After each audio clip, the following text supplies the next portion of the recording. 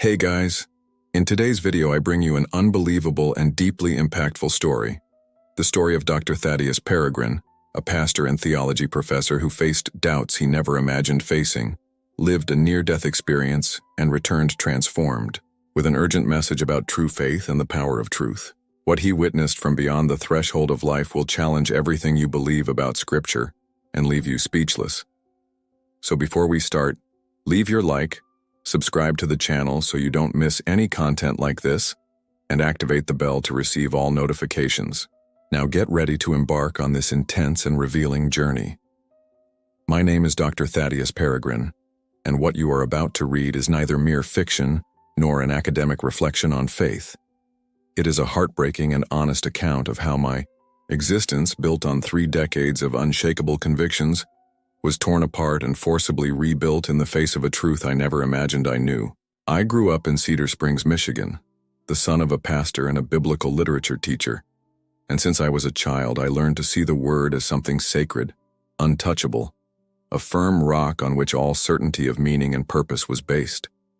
I became a pastor, a theology professor, an expert in Hebrew and Greek, a fervent defender of orthodoxy who believed that questioning was synonymous with betrayal. Today, as I write these words, I see that I am faced with an abyss, that between knowing the Scriptures and knowing the truth. This is the account of my fall into that abyss, of the pain that ripped through my chest when I discovered that much of what I preached was shaped by the human hand, and of the experience that launched me beyond the limits of body and mind to reveal what, until then, I had never dared to seek. Growing up in Cedar Springs was like breathing air drenched in verses and hymns. Each morning began with family Bible reading. Each night ended with prayers that shaped my dreams. At 16, I memorized entire passages in Hebrew and Greek, languages that felt like sacred keys to deciphering the very heart of God. My adolescence was marked by heated debates in the improvised pulpit in the attic, where I, already determined to follow in my father's footsteps, refuted arguments from colleagues with the conviction of someone holding the absolute truth in my hands. At theological college, my fervor only increased. Renowned teachers confirmed what I already knew. Scripture was inerrant and preserved, intact from its divine origin. I worked tirelessly, publishing articles, teaching seminars, molding future pastors to defend what I called the immutable foundations of the faith. My reputation grew like a beacon. I was the guardian of the sacred text, the one religious leaders turned to when doubts threatened to shake their congregations. Inside me, however, a silent rigidity grew like rust on metal exposed to moisture. Questioning was a sin, and I would never allow my certainties to be shaken. I kept any internal whispers of doubt at bay, feeding them only with prayers and trust in my own erudition. I believed that faith meant security, that God was found in the annotated margins of old theological commentaries and not in uncomfortable uncertainties. But while I consolidated my pedestal, I ignored what was already sprouting beneath its foundations, a deep fissure, about to shatter everything I believed to be unshakable. When I received the invitation to lead an intensive seminar in Kampala, Uganda, I felt my heart beat with enthusiasm. This would be my chance to bring decades of study to those who had never had direct access to the written Scriptures. Upon arrival, I was greeted with warm hugs under a scorching sun, faces marked by smiles that brimmed with genuine faith. In the first few weeks, I taught biblical grammar, passage translation, and thorough exegesis, convinced that I was planting seeds for eternal spiritual flowering. It was during a sultry afternoon as we discussed Psalm 103, that Jacob, a local leader with a penetrating gaze and a calm voice, made an observation that changed everything. He pointed to the Aramaic word rashamim and questioned why so many modern versions had replaced its original meaning of deep compassion with mercy, a term that he said carried connotations of debt and obligation rather than genuine affection. My chest tightened. I had never been taught to question the official translation. I tried to deflect the topic by citing scholarly authorities and footnotes that corroborated the word used in my favorite version. But Jacob insisted, gently and firmly, suggesting that I consult the original manuscripts myself. That night, alone in the simple room of the missionary barracks, I opened my laptop and began comparing texts. Each click revealed new discrepancies, displaced nuances of meaning, softened terms to avoid cultural clashes, seemingly innocent adaptations capable of altering the essence of entire passages. As the darkness of the night advanced, my heart filled with an overwhelming uneasiness, as if I had discovered a silent crack at the center of my faith. My once rock-solid convictions shook for the first time as I faced the possibility that the doctrine I had preached so fervently might be more human than divine. I accepted the invitation to a mission in Kampala, Uganda, in the fall of 2015, believing it would be another natural step in my calling. My suitcases were full of Bibles in various translations, theological manuals, and slides designed to teach local pastors whose ministry relied primarily on oral tradition. I arrived in the humid heat of Africa with unshakable confidence, eager to share the sacred knowledge I believed I had mastered. On the third morning of class, as we were reviewing Proverbs in Hebrew, a man named Jacob, a charismatic leader with a calm smile, asked to read aloud an Aramaic verse. When I translated for him, he looked up and in a soft voice pointed out, "In the original text, Rachamim reflects a compassionate and visceral love, but in the versions we teach there, it has been converted to mercy, a term that, in many languages, carries a different weight." The room became silent. I looked at the curious faces of the African shepherds and felt something cold creep into my chest. I knew the term, of course, but I had never thought that its translation could alter the essence of the teaching. The discrepancy seemed small, almost unimportant to an academic. For those men and women, however, it revealed an open wound in their understanding of God. I spent the night awake, going through old dictionaries and commentaries, trying to internally refute the discomfort that was emerging. My pride and my faith began to fight a silent battle within me. For the first time, I realized that there were gaps between the original text and everything I had taught, gaps built not by mistake, but by human choices made over centuries. Next morning, I faced Jacob with a tight smile and thanked him for his observation. But deep inside me, something had changed, and I knew I couldn't ignore that question so easily. Back in Cedar Springs a few weeks later, my nights became battlegrounds against an illness I couldn't name. It started as a slight indisposition, a discomfort in the chest that I attributed to tiredness from the trip. But within days, it progressed to sharp pains, freezing sweat, and a persistent ringing in my ears that sent my thoughts spiraling. On the morning of May 3, 2016, I woke up feeling the metallic taste of fear in my mouth. I stood up slowly, but before my feet touched the floor, I was overcome by overwhelming vertigo. My heart raced like a frantic drum, and a wave of nausea made me grip the edge of the bed. I tried to call for my wife, Evelyn, but the words died in my throat. Within seconds, I felt as if my consciousness detached from my body, a sensation of floating outside of myself, watching my chest rise and fall in slow, distant movements. The room spun. Colors blended into unreal blurs, and the sound of my own heartbeat echoed in my ears like a muffled drum. Then everything went out. When darkness enveloped everything, there was no sense of time or space, only an absolute emptiness, so vast that it seemed to consume every trace of existence. I felt neither fear nor peace. I felt only a serene detachment from everything I knew as me. My physical body, weak and motionless on the bed, disappeared from my consciousness, replaced by a silent, ethereal presence. Gradually, the darkness began to dissolve into a silver fog that gently pulsed as if breathing. There was no defined light, just a diffuse glow that didn't cast shadows or outline shapes. At first, I didn't understand if I was looking at something or if it simply existed in that limitless space. Then I noticed a point of light in the distance, shining with a subtle but insistent intensity, like a beacon in the fog. Without conscious effort, I felt myself moving toward that luminosity. There was no walking, just a disembodied movement through the void. The closer I got, the more details emerged, floating contours that slowly organized themselves into structures that resembled ancient architectural forms, but without any earthly rigidity. It was as if I were being led by a gentle, inescapable force toward something I knew I should see, though my mind could not yet comprehend what. And then, just as a curtain parted, I was thrust into a new scene.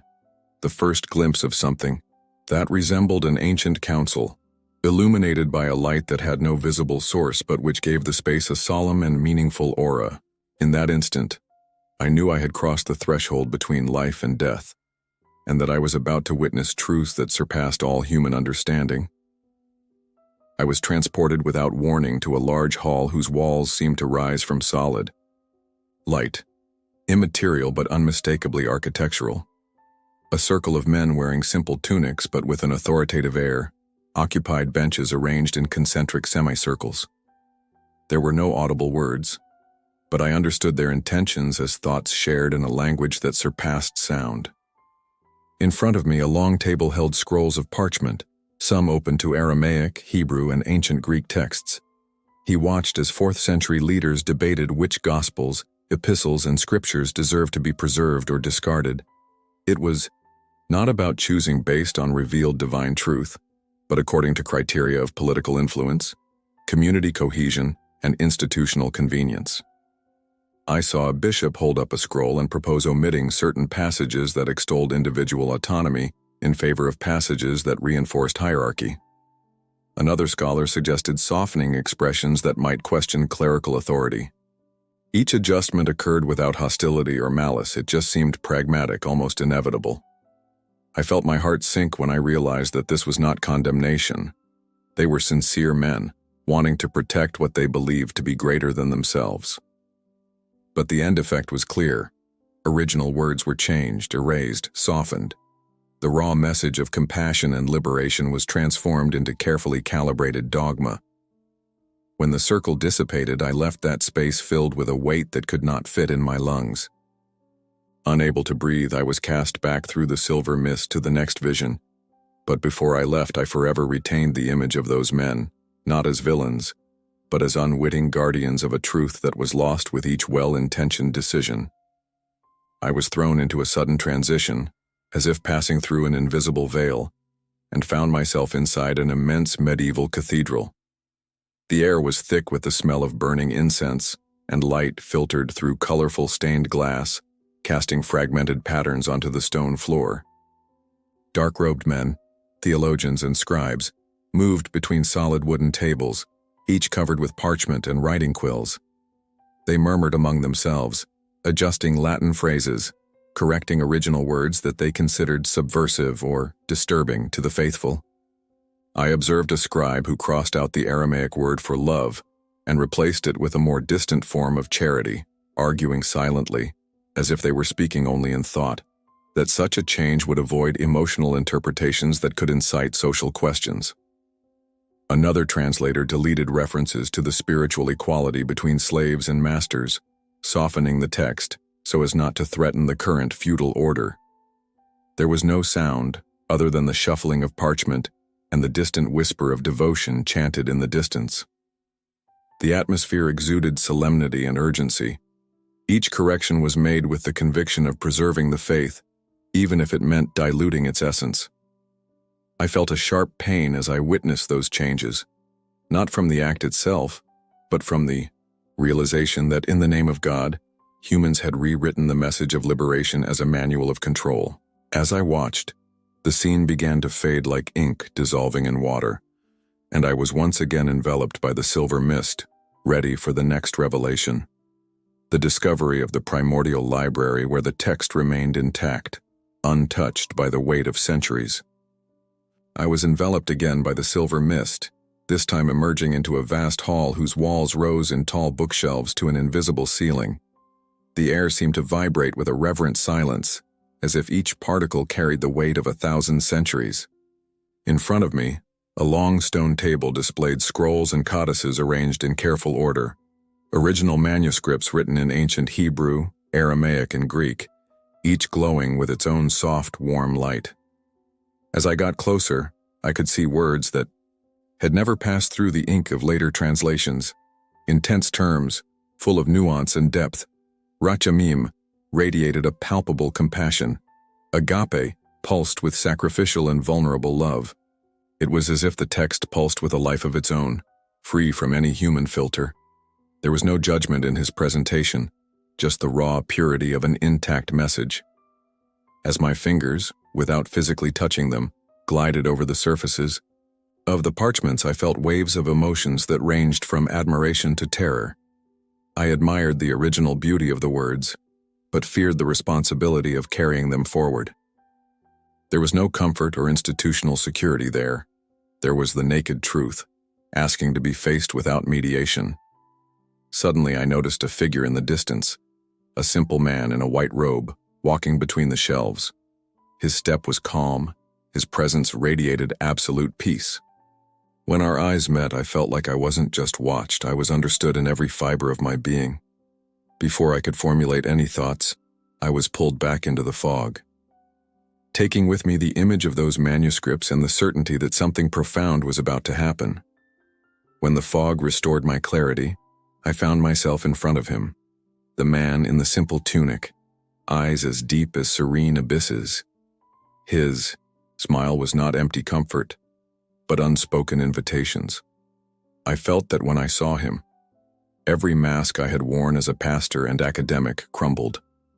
Without words, he led my consciousness into a timeless space where images emerged like fragments of a painful story, historical figures manipulating keywords, not out of malice but out of a belief in protecting the herd. Then his voice, soft as an inner whisper, spoke straight into my soul. "Thaddeus, you knew the scripture as text, but you did not know me as truth."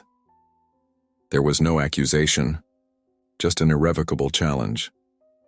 I was led to glimpse scenes of decision, bishops who sacrificed authenticity for order, theologians who traded profundity for conformity, each scene like a mirror reflecting my own blindness. The man pointed to a floating scroll on which the word faith was written. Then the text changed before my eyes, revealing hidden layers of meaning that had never been taught. Then the parchment slowly burned, turning into ash that dispersed into the air as if announcing that there could be no return to what I knew before. "The faith you carry," he continued, "is not the faith that will call you. You must choose. Remain in the comfort of tradition or dare to seek the truth without guarantees." At that moment I felt the gravity of his proposal. If I accepted, there would be no going back. Everything I had built, all the titles and reputation, would be irrelevant given the weight of knowing the pure truth. My heart pounded in my consciousness, a final battle between the fear of the unknown and the yearning for something greater. With no immediate response, I was enveloped by the fog once again, knowing that my decision would be sealed upon returning to my body, and that nothing would ever be the same.